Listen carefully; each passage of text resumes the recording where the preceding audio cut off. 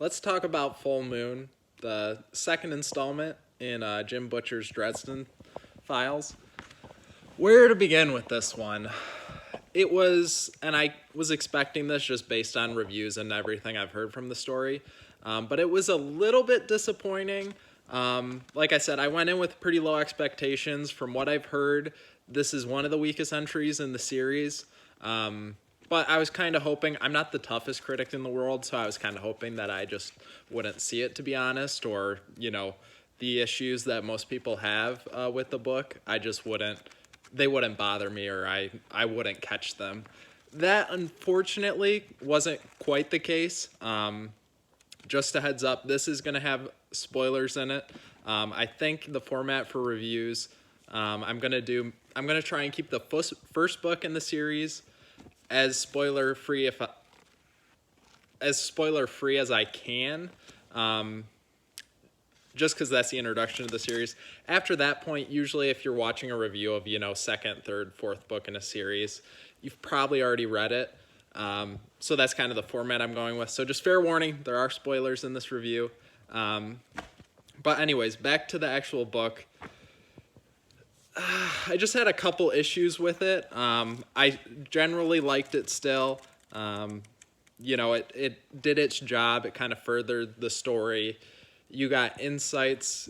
You got deeper looks into Harry Dresden, obviously. But you also got to see a little bit more about gentleman Johnny Marcone, kind of just the extent of his influence, not only of Chicago, but it's kind of foreshadowing of the rest of the country, maybe even the world. So I really enjoyed that. He seems like such a great villain from the little we've seen of him. So I'm looking forward to seeing how his storyline kind of progresses going forward.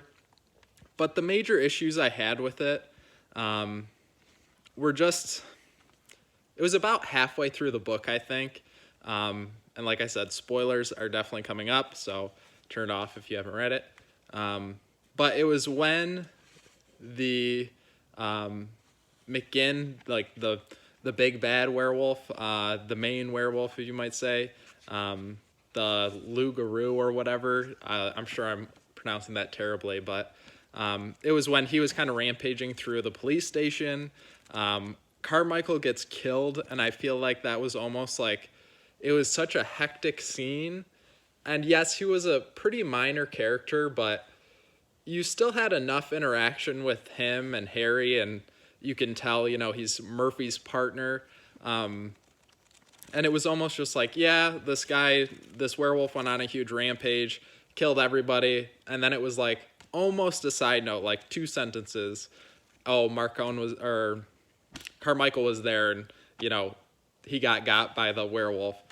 So that was a little disappointing, and then just the nature of the scene, it couldn't really be addressed at that point. Yes, Harry kind of went catatonic at that point, but it just wasn't what I was looking for in a death of, a minor character, in fairness, but like I said, I just felt it wasn't given enough attention as it probably should have. And then the next scene immediately after that was probably the scene I had the most problems with, or chapter rather. It was just where he's having a conversation with his subconscious, like in his head, like talking to himself basically. And it just almost seemed, I don't know if lazy is the right word, but it just was kind of like things that I would have hoped would have come naturally out of the story were just kind of plainly laid out and stated to you because he was talking to his subconscious. So it just kind of felt like a quick way to get you up to speed and for him to make these kind of leaps in the mystery itself. So I didn't love that. But then after that, I will say that, once I overlooked that or whatever, forgave that scene, it's like, okay, I kind of know where everyone stands at this point. And I didn't really have too many issues with the conclusion of the book. I will say, and I think it comes down to that one scene where he's talking to his subconscious. It was hard to be like, it wasn't as gripping as Stormfront was, which was disappointing. And I think a lot of that had to do with how jarring and abrupt that one chapter where he's talking with himself, basically, in his head was. It just didn't do it for me. That was the biggest issue I had with it. This isn't like too big of a criticism, or not even really a criticism, just something I kind of didn't love about it was just that all the bad guys, basically, all the baddies, were just a different type of werewolf. And at times, I found myself, and maybe I should have taken, better notes or something, but I found myself kind of being like, okay, there's these group, there's this group, they kind of do this, and they're like this strong, but then there's this one and it's just like, it was hard to kind of keep track of everybody, just because you had 3 different groups of werewolves. One was good, one was, the FBI agents were definitely bad, and then you had the Loup-garou, who was like the worst of them all, but it wasn't, you sympathize with him because he had no control over it, which I really liked that aspect of it. But it was just kind of a weird setup to have those 3 different groups that are so similar, but then also treated so differently.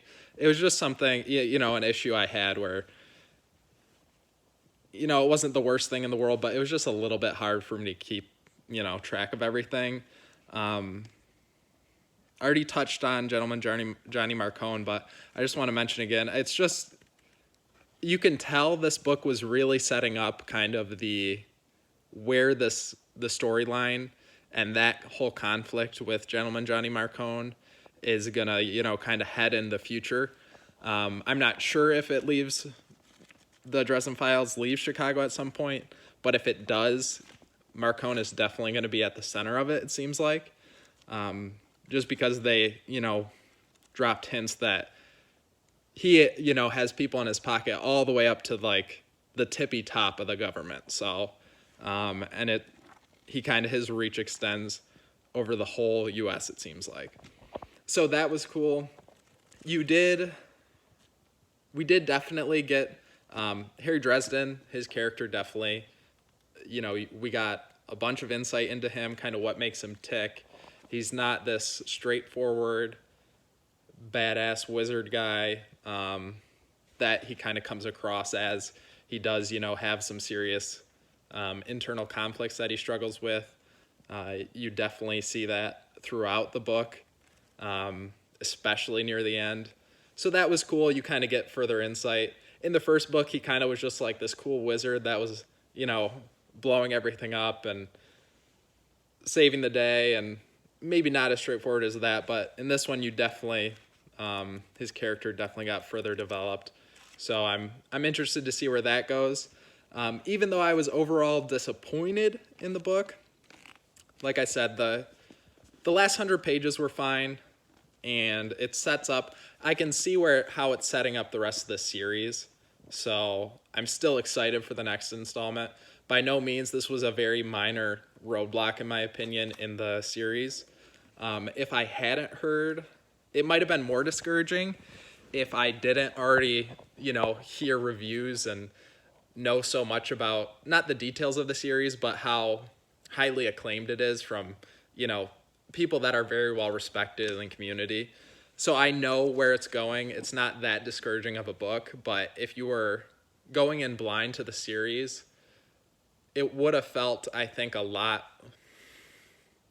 would have been a lot more discouraging to be like, the Stormfront, at least in my opinion, such a great book, first installment of a series, to be followed up by a book that had some very clear issues, that were a little bit more immersion breaking, whereas the first book, you were just basically transfixed, in the story, in the world, throughout the whole thing, basically till the very end.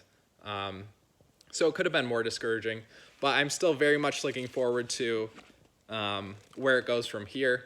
My plan is definitely to keep reading the series. I'm still using it kind of as like a break series. I'm kind of like padding my longer books that I'm reading with a Dresden book on each side to kind of give myself a break, and reading something a little more fun, a little more, a little shorter. I think the next book I'm going to read is, I'm trying to decide, but I think it's going to be Malice in the Faithful and Fallen series. And then after Malice, I'll pick up Grave Peril, which is the third installment of the Dresden Files. So I hope you guys look forward to that. I will catch you in the next video.